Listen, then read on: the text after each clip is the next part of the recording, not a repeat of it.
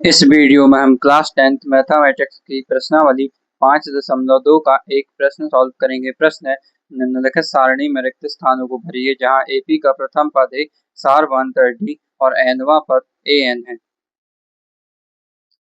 इसके पहले 3 प्रश्नों को हम पिछले वीडियोस में सॉल्व कर चुके हैं, जिन्हें आप चैनल पर जाकर देख सकते हैं।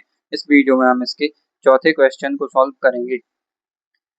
इसमें A का मान दिया है ऋण 18.9, D का मान दिया है 2.5, N का मान ज्ञात करना है और AN का मान दिया है 3.6।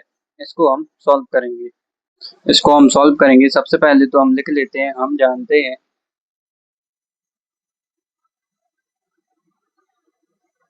कि यहाँ पर सूत्र लिखेंगे AN बराबर A plus N-1 into D। A प्रथम पद है, D सर्वांतर है, AN nवां पद है, AN का मान दिया है 3.6, A का मान दिया है ऋण 18.9 प्लस N-1 और D का मान दिया है 2.5। तो सभी के मान हमने इसमें रख दिए। N का मान हमें ज्ञात करना है। अब 3.6 बराबर ऋण 18.9 प्लस 2.5 का N में गुणा करेंगे 2.5 N आएगा। ये ऋण 2.5 का 1 में गुणा करेंगे 2.5 आएगा। 3.6 बराबर ऋण 18.9 और ऋण 2.5, ये होगा 9 और 5 14, हासिल 1 आएगी तो 2 और 1 3 और 8 11, हासिल 1 आएगी तो 1 और 1 2 और ये ऋण आएगा। और पीछे से एक अंक के बाद दशमलव आएगा, क्योंकि यहाँ पीछे से एक अंक के बाद दशमलव, यहाँ पीछे से एक अंक के बाद दशमलव है, यहाँ पीछे से एक अंक के बाद दशमलव हमने ये लगा दिया। अब ये प्लस 2.5 N।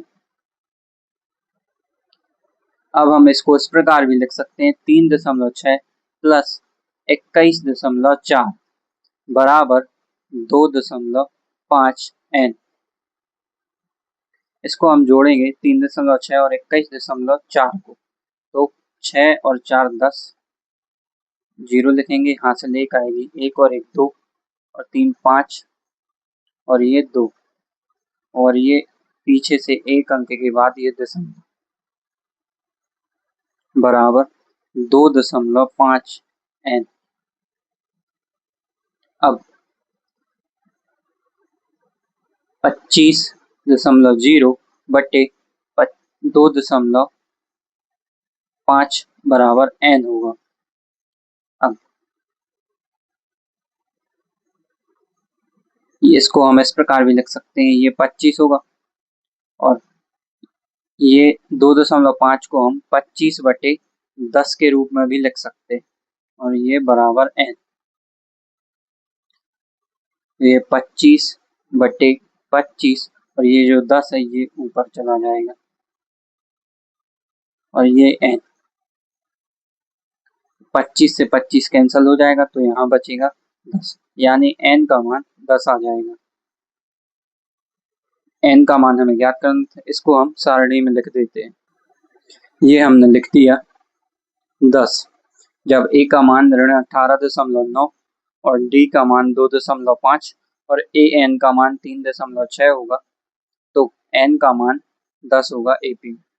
A प्रथम पद, D सर्वांतर, AN nवां पद,